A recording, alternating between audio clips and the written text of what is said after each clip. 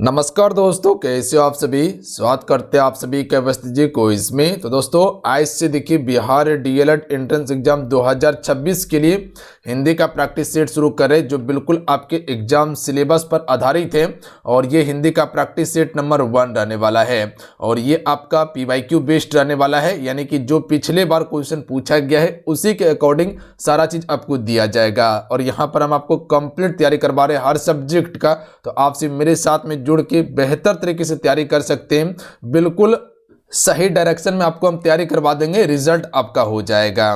तो चलिए शुरू करते हैं। सभी एक बार सेशन को लाइक करके शेयर जरूर कर दीजिएगा और जो भी चैनल पर नए हैं चैनल को जरूर सब्सक्राइब करके घंटी को प्रेस कर लीजिएगा आप सभी, और व्हाट्सएप ग्रुप ज्वाइन कर लीजिएगा, लिंक डिस्क्रिप्शन में दिया हुआ है। और देखिए इससे पहले एक साइंस का भी प्रैक्टिस सेट हम कंप्लीट करवा दिए थे, उसको भी जाके देख लीजिएगा आप सभी। प्लेलिस्ट हम बना देंगे और लिंक डिस्क्रिप्शन में प्रोवाइड कर देंगे। तो चलिए शुरू करते हैं आज की सेशन को हम सभी। आइए आज का पहला प्रश्न है, क्वेश्चन है कि किस शब्द में अव्ययी भाव समास नहीं है, यानी कि 4 ऑप्शन दिया हुआ है और इसमें आपसे को बताना है कि कौन सा इसमें अव्ययी भाव समास नहीं है। देखिए आप इस सेशन को जरूर लाइक करते चलिएगा, जितने भी मेरे साथ में जुड़े हुए हैं। क्लास करते हैं पर क्लास को लाइक करने के लिए भूल जाते हैं, तो आप इस सेशन को जरूर लाइक करके अपना प्यार दीजिएगा, ठीक है। और आपसे को कहते हैं कि हर क्वेश्चन का आंसर आप जरूर लिखा कीजिए, क्योंकि जिस क्वेश्चन का आंसर आप कर देते हैं वो प्रॉपर आपको याद हो जाता है। तो चलिए क्वेश्चन फर्स्ट का राइट आंसर कीजिएगा। अच्छा, यहाँ पर समास का बात आया हुआ है, तो समास में आपसे हमको बताइएगा कि इसका कुल भेद कितना है। सबसे पहले ये आंसर कीजिएगा, क्या 6 भेद होता है या 7 भेद होता है, बता सकते हैं आप सभी। समास का 6 भेद होता है या 7 भेद होता है। इसका राइट आंसर हो जाएगा आपका पंचनंद। याद रखिएगा आप सभी, पंचनंद मतलब कह सकते हैं कि 5 नदियों का समूह है। तो जहां गिनती करने के लिए संख्या मिल जाए, ठीक है, जहां संख्या गिनती करने के लिए मिल जाए वहां पर आपका कौन सा समास हो जाता है, द्विगु समास हो जाता है। तो याद रखिएगा आप सभी, कौन सा द्विगु। जो पराजय देख रहे हैं, प्रत्येक देख रहे हैं, आजीवन देख रहे हैं, ये सभी में आपका अव्ययी भाव समास है। जो यहाँ पर परा शब्द देख रहे हैं ये क्या आपका एक उपसर्ग है। देखिए अव्ययी भाव समास में क्या होता है, इसका प्रथम पद प्रधान होता है या पहले उपसर्ग शब्द लगा रहता है। तो जैसे परा उपसर्ग है, जो ये आप सभी देख रहे हैं प्रा, ये क्या है आपका उपसर्ग शब्द है। जो आ देख रहे हैं ये भी आपका उपसर्ग शब्द है। और अव्ययी भाव समास से काफी ज्यादा प्रश्न पूछा जाता है, याद रखिएगा आप सभी।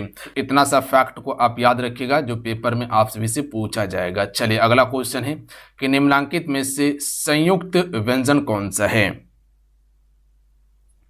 देखिए समास का मुख्य रूप से 6 ही भेद है। एक आप नए समास को मिला लीजिएगा तब जाके 7 होगा, अन्यथा मुख्य रूप से 6 ही भेद होता है। कौन कौन सा, अव्ययी, तत्पुरुष, क्रमधारय, द्विगु, द्वंद्व और बहुब्रीहि समास होता है। और एक नए समास को मिलाया जाए तब 7 होगा। चलिए इस क्वेश्चन का राइट आंसर कीजिएगा आप सभी। तो जो यहाँ आप ज्ञा देख रहे हैं ना, यही आपका राइट आंसर होगा। ज्ञा क्या है, संयुक्त शब्द है जो 2 या 2 से अधिक व्यंजन से मिलकर बना होता है। अच्छा, संयुक्त व्यंजन कौन कौन सा है, जैसे कि अक्षा शब्द हो गया, उसके बाद कह सकते हैं कि ज्ञा हो गया, उसके बाद तरह हो गया, ये सभी क्या है आपका, ये सभी आपका संयुक्त व्यंजन है। चलिए अगला क्वेश्चन देख लीजिएगा कि निम्न में से कौन सा अनुनासिक वर्ण है। अनुनासिक की यहाँ पर बात किया गया है। देखिए अनुनासिक वर्ण कौन सा बताए थे आप सभी को, जो पीछे वाला होता है। क्या या अनुनासिक वर्ण है, या ट है, या ज है, या ठ है। तो यहाँ पर देख लीजिएगा पीछे में क्या आता है, च छ ज झ या। देखिए या वाला जो है ये आपका क्या है, अनुनासिक व्यंजन है। अच्छा, अनुनासिक व्यंजन कौन कौन सा है आप सभी को पता है। तो जितने पीछे वाला है, जैसे क ख ग घ अंग, ये क्या अनुनासिक व्यंजन है। उसी प्रकार से या अनुनासिक है, मूर्धन न अनुनासिक है, न अनुनासिक है, उसके बाद म, ये अनुनासिक व्यंजन है। याद रखिएगा आप सभी, एक प्रश्न आ सकता है। देखिए आपसे बताना चाहते हैं बिहार डीएलएड एंट्रेंस एग्जाम 2026 के लिए एप्लीकेशन पे न्यू कोर्सेज लॉन्च कर दिया गया है, जहां पर हम आपको कंप्लीट तैयारी करवाएंगे ऑल सब्जेक्ट का। यहाँ पर आपको मिलेगा क्या क्या, तो यहाँ आपको टॉपिक वाइज क्लासेस मिलेगा, ऑल सब्जेक्ट का ई book, important PDF, important notes, साथ में टेस्ट सीरीज भी दिया जाएगा ताकि अपनी तैयारी को आप भी जांच सके। यहाँ पर आपको पूरा थ्योरी क्लास करवाया जाएगा, साथ में प्रैक्टिस करवाया जाएगा। तो बेस्ट कंटेंट के साथ में हम आपको तैयारी करवाने वाले हैं, तो आपसे मेरे साथ जुड़ के 100% सफलता प्राप्त कर सकते हैं। अगर सपना है सरकारी कॉलेज का तो आज से मिशन मोड में तैयारी में लग जाइए, क्योंकि समय बहुत ही कम दिया गया है और कम समय में आपको टू द पॉइंट पॉइंट चीजें पढ़ के आपको एग्जाम को निकालना होगा। तो उसके लिए प्रॉपर ये कोर्स लॉन्च किया गया है। तो जो भी बच्चे तैयारी कर रहे हैं इसको आप ज्वाइन कर लीजिए। मिनिमम फी में आपको कोर्स अवेलेबल करवा रहे हैं ताकि बिहार के हर बच्चे इसको अफोर्ड कर सके। ज्वाइन कैसे करना है, एप्लीकेशन का लिंक डिस्क्रिप्शन में और कमेंट बॉक्स में हम पिन कर दिए हैं। अन्यथा आपसे क्या कीजिएगा, सक्सेस योद्धा सर्च करके ज्वाइन कर लीजिएगा। एप्लीकेशन का नाम जो है वो आपका सक्सेस योद्धा है। इसी एप्लीकेशन को डाउनलोड कीजिएगा प्ले स्टोर पे जाके, ध्यान दीजिएगा प्ले स्टोर से जाके डाउनलोड करना है। अन्यथा लिंक डिस्क्रिप्शन में और कमेंट बॉक्स में पिन कर दिए, वहां से भी जाके डाउनलोड कर सकते हैं। तो जाइए ज्वाइन कीजिए और जो सपना आपसे देखे हैं टीचर बनने का उसको पूरा कीजिए आप सभी। चलिए अगला क्वेश्चन है कि अशुद्ध शब्द छांटिए, इनमें से कौन सा एक शब्द अशुद्ध है। देखिए ऐसा ही प्रश्न आपके पेपर में आएगा, ध्यान दीजिएगा आप सभी। और सारे अभी हम चुनिंदा प्रश्न आपको कंप्लीट करवा रहे हैं, वही जो एग्जाम में डायरेक्ट हिट करें। जहां मन तहां समय बर्बाद मत कीजिएगा, वो चीजें आप पकड़िए, क्योंकि हम आपको पूरा प्रीवियस ईयर क्वेश्चन करवाए हैं। हमको पता है कि आपके पेपर में क्या क्वेश्चन पूछा जाता है। बहुत सारा क्लास ऐसा करवाता है कि कोई मतलब ही नहीं रहता कि क्या सिलेबस है, क्या बढ़ाना है, कोई मतलब नहीं है उसको, ठीक है। जो मन सो क्वेश्चन आपको दे देगा जो पेपर में दूर दूर तक नहीं आने वाला है, ठीक है। तो वो क्वेश्चन आपको करके भी कोई फायदा नहीं होगा, बात समझिए आप सभी। तो इसीलिए जो क्वेश्चन पूछा गया है उस आधार पर तैयारी कीजिए, बेस्ट तैयारी होगा आपका और कम समय में बेहतर आप चीजें कंप्लीट कर पाइएगा। तो देखिए इसका आज्ञाकारिणी जो है ये आपका अशुद्ध शब्द होगा, ये वाला ऑप्शन नंबर डी वाला, ठीक है। जबकि आज्ञाकारी सही है और आज्ञाकारिणी यहाँ पर देखिए ये छोटी जो ई का प्रयोग किया गया ये वाला सही होगा, ना कि बड़ी ई वाला का, ध्यान दीजिएगा आप सभी। और आज्ञा ये भी आपका सही शब्द है, तो ये वाला आपका गलत हो जाएगा, याद रखिएगा आप सभी, बात समझिए। चलिए अगला क्वेश्चन देख लीजिएगा, थोड़ा सा अगर गलती कीजिएगा तो प्रश्न गया। निम्नलिखित में से तत्सम शब्द कौन सा है, चलिए बताइएगा आप सभी। तो तत्सम शब्द कौन सा हो जाएगा इसमें। अच्छा, तत्सम शब्द क्या होता है, जो संस्कृत का शब्द था उसी शब्द को हुबहू हिंदी में प्रयोग कर रहे हैं, वही आपका तत्सम शब्द हो जाएगा। जैसे कि अग्नि जो है ये जो देख रहे हैं ये तत्सम शब्द है, याद रखिएगा आप सभी। और इसका तद्भव क्या हो जाएगा, आग हो जाएगा, याद रखिएगा। तद्भव इसका बनाया जाए तो आग हो जाएगा। जबकि राय हो गया, पंख हो गया, साई हो गया, ये सभी आपका तद्भव शब्द है। तद्भव शब्द क्या होता है, संस्कृत का बदला हुआ रूप। चलिए अगला है, भरत मुनि के रस सूत्र में निम्नलिखित में से किसका उल्लेख नहीं किया गया है। चलिए इस प्रश्न पर ध्यान दीजिएगा आप सभी, इनमें से किसका उल्लेख नहीं किया गया है। देखिए अस्थाई भाव का उल्लेख नहीं किया गया है, यानी कि ऑप्शन में ए राइट आंसर होगा। जबकि विभव हो गया, अनुभाव हो गया और विभिचारी भाव हो गया, ये सभी का उल्लेख तो है, जबकि अस्थाई भाव का उल्लेख नहीं किया गया है। अच्छा, जो रस का निर्माण होता है, रस ये कैसे होता है पता है आप सभी को। तो इसमें कह सकते हैं कि विभाव प्लस आपका अनुभाव होगा, अनुभाव हो जाएगा, प्लस में आपका व्यभिचारी भाव होगा, ठीक है, व्यभिचारी भाव हो जाएगा। तो इसी से आपका कह सकते हैं कि रस बनता है। बात समझ गए आप सभी, बिल्कुल। अस्थाई भाव का सीधा उल्लेख भरत मुनि ने नहीं किया है, तो ऑप्शन में ए वाला करेक्ट आंसर होगा। घट का तद्भव रूप क्या होगा, जो ये घट शब्द देख रहे हैं ये संस्कृत का शब्द है, ठीक है। इसका तद्भव रूप यानी कि बदला हुआ रूप पूछा गया है, तो घट का तद्भव क्या हो जाएगा, घड़ा हो जाएगा। तो याद रखिएगा ऑप्शन में ए राइट आंसर होगा, ठीक है। सभी सेशन लाइक करते चलिएगा, सभी से हम रिक्वेस्ट करेंगे कि सेशन को लाइक करके शेयर जरूर कीजिएगा, अपना प्यार जरूर दीजिएगा। देखिए आप ही के लिए हम मेहनत करें, ठीक है। हम चाहते हैं कि किसी भी तरह से आपका रिजल्ट हो जाए पेपर में, क्योंकि बहुत आप इंतजार किए हुए हैं और मेरा कोशिश रहेगा कि जहां तक है हर चीज़ हम आपको प्रोवाइड कर देंगे। बस इतना हम आश्वासन देते हैं और आपको हम बेहतर कंटेंट देंगे, बस इतना ध्यान रखिएगा आप सभी। और हमेशा हम कोशिश करते हैं कि आपको वो चीज़ें दिया जाए जो आपके पेपर के लिए इंपॉर्टेंट है। चलिए अगला क्वेश्चन देखिए, बाबा नागा अर्जुन किस भाषा के लेखक थे। देखिए अगर भाषा के लेखक की बात किया जाए तो ये मैथिली भाषा के लेखक थे, याद रखिएगा आप सभी। तो ऑप्शन नंबर इसका सी राइट आंसर हो जाएगा। इसका पूरा नाम क्या है या वास्तविक नाम कह सकते हैं, तो वैद्यनाथ मिश्र इसका वास्तविक नाम है, जो कि जनक कवि के रूप में इसको हम सभी जानते हैं, याद रखिएगा। जनक कवि भी कहा जाता है आपका बाबा नागा अर्जुन को, और ये कह सकते हैं कि मैथिली और हिंदी दोनों भाषाओं के लेखक थे। चलिए अगला क्वेश्चन है कि कनक से दिन मोती सी रात में कौन सा अलंकार है। यहां पर देखिएगा एक से शब्द आया हुआ है और एक सी आया हुआ है, और आपको ये बताए थे कि ये शब्द किस में आपको देखने के लिए मिलता है, पता है आप सभी को, कि जहां भी तुलना करने की बात आ जाए, ठीक है, जैसे कह सकते कि सा हो गया या से हो गया, ये शब्द आपको देखने के लिए मिले, वहां पर आपका उपमा अलंकार होता है। याद रखिएगा आप सभी। देखिए कनक का अर्थ क्या होता है, सोना होता है, ठीक है, और यहाँ पर मोती सी रात की बात किया गया है, यानी कह सकते कि सोना का तुलना मोती से किया जा रहा है, ठीक है, तो ये आपका उपमा अलंकार होगा। चलिए अगला क्वेश्चन देख लीजिएगा। देखिए अलंकार से आपके पेपर में अच्छा खासा वेटेज रहता है फ्रेंड, तो ध्यान से पढ़िएगा अलंकार को आप सभी, ठीक है। चलिए क्वेश्चन कीजिएगा 10 नंबर का आंसर।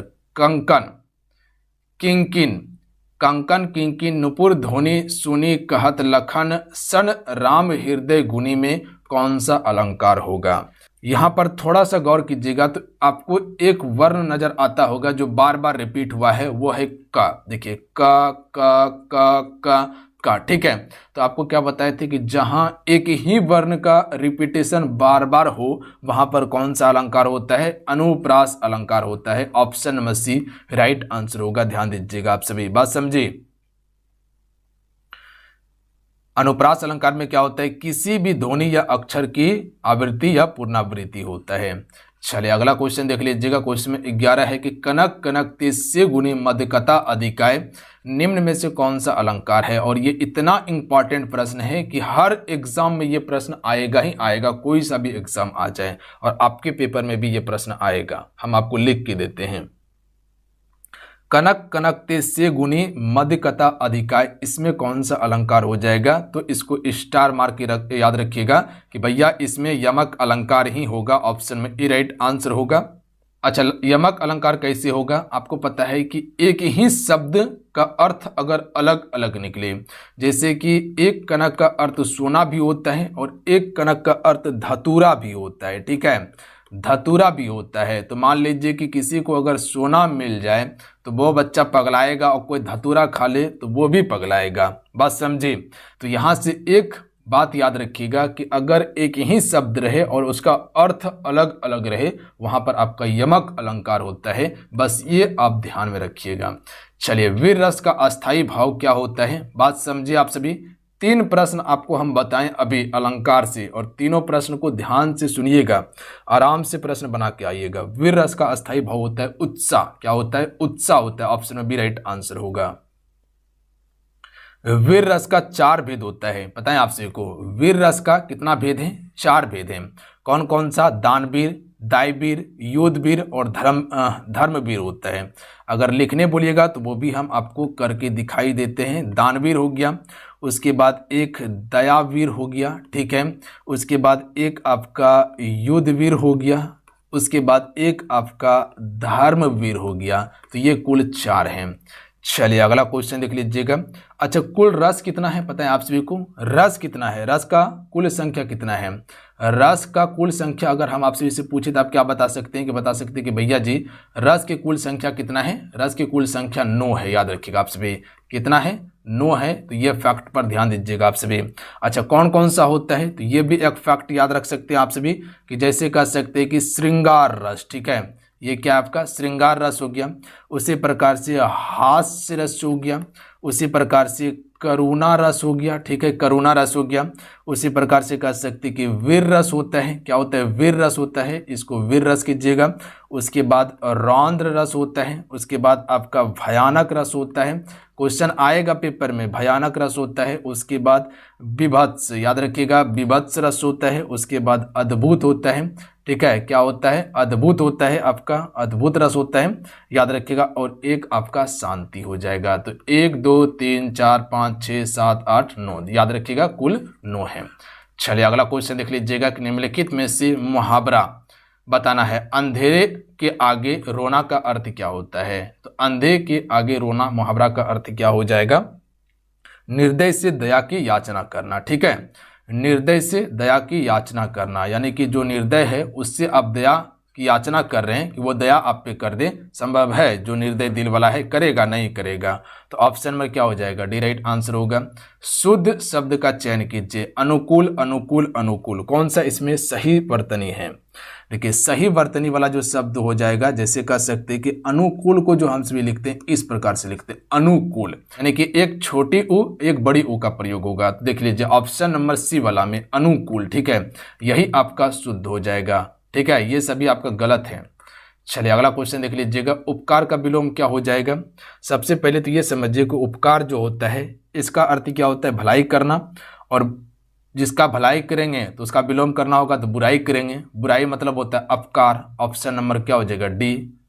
चलिए अगला क्वेश्चन है, निम्नलिखित में से 4 विकल्प दिए हैं, इसमें सही आपको लोकोक्ति का अर्थ बताना है। चलिए लोकोक्ति है कि काठ की हांडी बार बार नहीं चढ़ती है। एक काठ की हांडी है जो बार बार नहीं चढ़ती है, इसका अर्थ क्या हो जाएगा, बेईमानी बार बार नहीं चलती। एक बार बेईमानी कर लिए तो क्या लगता है कि बार बार बेईमानी कर पाइएगा उस आदमी से, नहीं कर पाइएगा क्योंकि सतर्क हो जाएगा फिर वो ना। तो ऑप्शन में सी राइट आंसर होगा। मन के चंचल विकार को डैश कहते हैं। देखिए मन के चंचल विकार को हम सभी क्या कहते हैं, संचारी भाव कहते हैं, याद रखिएगा आप सभी, क्या कहते हैं, संचारी भाव कहते हैं। चलिए अगला क्वेश्चन देख लीजिएगा, इनमें से द्विगु समास कौन सा है। अच्छा द्विगु समास की यहाँ पर बात आया हुआ है, जैसे कि आपको बताए थे कि द्विगु समास में क्या होता है, संख्या आपको गिनती करने के लिए मिलता है, ठीक है, जबकि द्वंद्व समास की बात किया जाए तो उसमें अपोजिट शब्द होता है। तो यहाँ पर प्रतिवर्ष जो देख रहे हैं ये क्या द्विगु समास है, नहीं, गलत, अब यही भाव समास है, ठीक है। तो यहाँ पर आप देखिएगा जो पंचतंत्र है, यहाँ पर जो पंच देख रहे हैं, ठीक है, ये संख्या वाला शब्द है, तो ये आपका द्विगु समास हो जाएगा, ठीक है, द्विगु समास हो जाएगा। बात समझिए आप सभी, जैसे पंचतंत्र है इसका अर्थ होता है 5 तंत्रों का संग्रह, पंचतंत्र मतलब 5 तंत्रों का संग्रह, उसी प्रकार से त्रिलोक हो गया, पंचवटी हो गया, सप्तसागर हो गया, ये सभी आपका द्विगु समास का उदाहरण है। अगला है, क्रिया के जिस रूप से यह पता चले कि कार्य वर्तमान में हो रहा है उसे डैश काल कहते हैं। अगर कोई क्रिया हो रहा है, ठीक है, और ये पता चले कि ये वर्तमान काल में हो रहा है, तब हम इसे कौन सा काल कहेंगे। अगर वर्तमान में हो रहा है तो इसे हम सभी संदिग्ध वर्तमान कहेंगे, नहीं, तब संभाव्य, संभाव मतलब क्या होता है कि हो रहा होगा, ये होगा नहीं। पूर्ण वर्तमान मतलब कि पूरा हो गया है, ये आपका तात्कालिक वर्तमान होगा, याद रखिएगा आप सभी, यानी कि वो काम अभी चल ही रहा है, ठीक है, तो ये आपका तात्कालिक वर्तमान के अंतर्गत आएगा। चलिए अगला क्वेश्चन देख लीजिएगा, निम्नलिखित में से लोकोक्ति का अर्थ बताना है। ऊपर से प्रेम दिखाना, अप्रत्यक्ष में हानि पहुंचाते रहना, इसका अर्थ क्या होता है, ठीक है, इसे हम सभी आस्तीन का सांप कहते हैं। तो ऊपर से प्रेम दिखा रहा है, ठीक है, ऊपर से मुंह पोंछ रहा है और नीचे से आपका जड़ काट रहा है, इसका अर्थ क्या हो जाता है, जड़ काटते जाना और पानी देते जाना, ठीक है, नीचे से जड़ काट रहा है और ऊपर से पानी ढाल रहा है कि देखो हम पानी तो दे रहे हैं पर नीचे से जड़ काट दे रहा है ताकि वो पनप ना पाए। तो ऑप्शन में ए वाला करेक्ट आंसर होगा। चलिए अगला क्वेश्चन देख लीजिएगा कि उससे बैठा नहीं जाता, सॉरी उससे बैठा नहीं जाता, इनमें से कौन सा वाच्य होगा। यहाँ पर वाच्य से क्वेश्चन पूछा गया, आप सभी से बता सकते हैं, उनसे बैठा नहीं जाता, उनसे काना नहीं जाता, उससे रहा नहीं जाता, उससे चला नहीं जाता, उसका भाव को प्रकट कर रहे हैं कि भैया ये काम उससे नहीं होता, ठीक है, तो ये भाव बताया जा रहा है ना, तो ये आपका क्या हो जाएगा, भाव वाच्य होगा। ऑप्शन में ए राइट आंसर होगा, ध्यान दीजिएगा आप सभी, समझे बात को। चलिए अगला है कि इनमें से कौन सा नौकर का पर्यायवाची शब्द है। देखिए नौकर की बात किया जाए तो नौकर का पर्यायवाची दास भी होता है, चाकर भी होता है, सेवक भी होता है और भृत्य भी होता है, और भृत्य भी होता है। भृत्य मतलब क्या होता है, वेतन भोगी सेवक, याद रखिएगा आप सभी, क्या होता है इसका अर्थ, वेतन भोगी सेवक। तो नौकर को वेतन दिया जाता है, बिल्कुल दिया जाता है, तो ऑप्शन नंबर क्या हो जाएगा, डी राइट आंसर होगा। अगला है कि तितली का लिंग परिवर्तन करना है। तो यहाँ पर अगर लिंग परिवर्तन करने की बात किया जाए तो बताइए कौन सा लिंग होगा इसमें। तो तितली का क्या तितलिन हो जाएगा, नहीं, गलत, तब मादा तितलिन होगा। तितली तो एक मादा है ही है, ठीक है, तितली क्या है, मादा है, और इसका लिंग परिवर्तन करना है तो नर तितली होगा, याद रखिएगा आप सभी, क्या हो जाएगा, नर तितली होगा। जैसे कहते शेर, शेर का शेरनी, घोड़ा, घोड़ा का घोड़नी, ठीक है, तितली का नर तितली होगा। अगला क्वेश्चन है कि संधि में 2 वर्णों से मेल से क्या उत्पन्न होता है। तो देखिए संधि में अगर दो वर्ण का मेल होगा तो यहाँ पर आपका विकार उत्पन्न होता है। क्या होता है? विकार उत्पन्न होता है। ऑप्शन में बी राइट आंसर होगा, याद रखिएगा आप सभी। देखिए संधि दो वर्णों के मिलने से ध्वनि में परिवर्तन होता है। जैसे कह सकते हैं कि एक शब्द आपका सु था, अब प्लस में इसे हम सभी इसमें उप लगा दिए तो ये क्या हो जाएगा आपका, पता है आप सभी को, कह सकते हैं ये सुप शब्द बन जाएगा। बात समझे? चलिए अगला क्वेश्चन देख लीजिएगा। चलिए क्वेश्चन 25 देखिएगा कि राम ने श्याम को मारा था। मारा था यानी कि ये भूतकाल है और ये पूरा भूतकाल बताया जा रहा है कि राम ने श्याम को मारा था। ये कन्फर्म है कि मारा ही था, बट यहाँ पर आपको संदिग्ध भूतकाल बताना है जिसमें संदेह हो। ठीक है, मारा होगा ये संदेह है। ठीक है, कि राम ने श्याम को मारा होगा, ये संदिग्ध भूतकाल होगा। तो यहाँ पर एक आपको शब्द दिया था कि राम ने श्याम को मारा था, ये पूर्ण भूत है। ठीक है, बट इसको हमको संदिग्ध भूतकाल में बताना था। तो इसका राइट आंसर ऑप्शन में ये होगा कि राम ने श्याम को मारा होगा। होगा मतलब संदेह है कि मारा होगा, क्लियर नहीं कि मारा ही है। ठीक है, तो ऑप्शन में ए राइट आंसर होगा। चलिए अगला है कि सर्वनामिक विशेषण का प्रयोग किस विकल्प में होता है, किस विकल्प में हुआ है। देखिए सर्वनामिक विशेषण की यहाँ पर बात किया गया है। तो आप सभी को पता है कि सर्वनामिक विशेषण कब बनता है, पता है आप सभी को, जब आपका संज्ञा से पहले, याद रखिएगा आप सभी, जब आपका संज्ञा से पहले अगर सर्वनाम शब्द आ जाए। ठीक है, सर्वनाम शब्द आ जाए। सर्वनाम शब्द में जैसे कह सकते हैं या हो गया, वह हो गया, ये सभी शब्द अगर संज्ञा से पहले आ जाए तो वो आपका क्या होता है, सर्वनाम ना रहकर वो सर्वनामिक विशेषण बन जाता है। जैसे कह सकते हैं कि वह घर अभी बना है। ठीक है, तो ये वह शब्द जो आप देख रहे हैं ये क्या है आपका, ये एक सर्वनाम शब्द है। याद रखिएगा आप सभी, क्या है, ये एक आपका सर्वनाम शब्द है। और घर जो देख रहे हैं, घर क्या है, ये संज्ञा शब्द है। याद रखिएगा आप सभी, घर क्या है, संज्ञा। तो संज्ञा से पहले क्या आ गया है, सर्वनाम शब्द आ गया है, तो ये क्या हो जाएगा, सर्वनामिक विशेषण हो जाएगा। याद रखिएगा एक ही फैक्ट को, जब भी सर्वनामिक विशेषण की बात आए, अगर संज्ञा से पहले अगर सर्वनाम शब्द आया है तो वो सर्वनाम न रहकर वो सर्वनामिक विशेषण हो जाता है। चलिए अगला क्वेश्चन है कि निम्नलिखित में से कौन सा वाक्य मिश्र वाक्य नहीं है। यहाँ ध्यान दीजिएगा, मिश्र वाक्य नहीं है। अच्छा, मिश्र वाक्य क्या होता है, जहां पर आपको बड़ा देखने के लिए मिल जाए वाक्य में, ध्यान दीजिएगा, और अटपटा रहे। जैसे कह सकते कि वह कौन ऐसा व्यक्ति है जो महात्मा गांधी का नाम नहीं सुना था, ये आपका मिश्र वाक्य है। यदि पानी ना वर्षा हो तो सूखा पड़ जाएगा, ये भी मिश्र वाक्य है।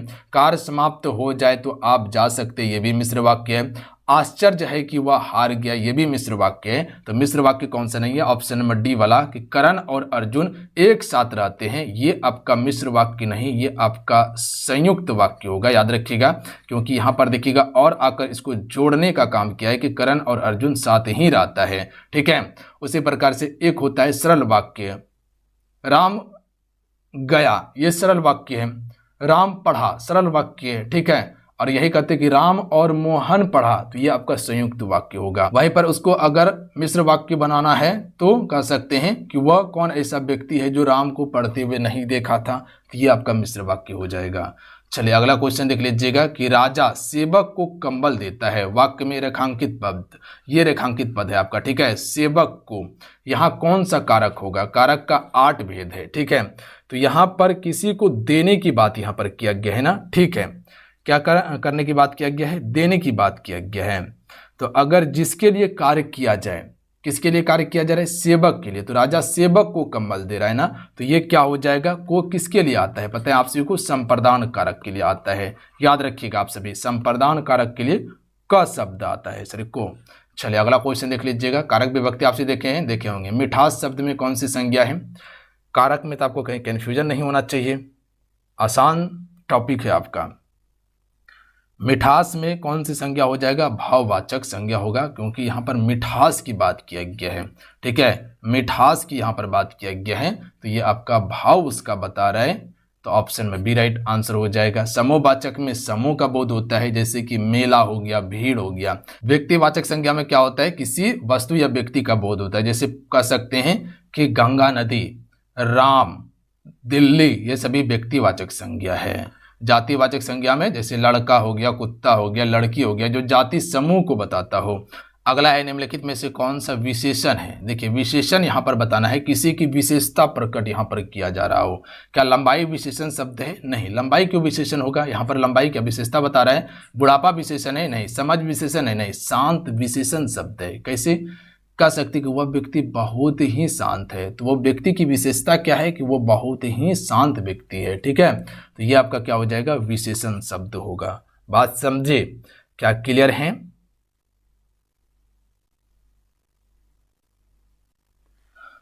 चले आइए, अब आपके लिए एक प्रश्न है कि दिए गए वाक्य में भाग को त्रुटि बताना है। परीक्षा 2 तारीख के दिन संपन्न होगी, इसमें कौन सा भाग त्रुटि है? नीचे कमेंट करके आपको बताना है। चलिए बताइएगा इस क्वेश्चन का राइट आंसर क्या हो जाएगा। चलिए आज कितना ही, आज की सेशन में कुल 30 प्रश्न आपको हिंदी का कंप्लीट करवाएं। आज का सेशन आप सभी को कैसा लगा नीचे कमेंट करके जरूर बताइएगा।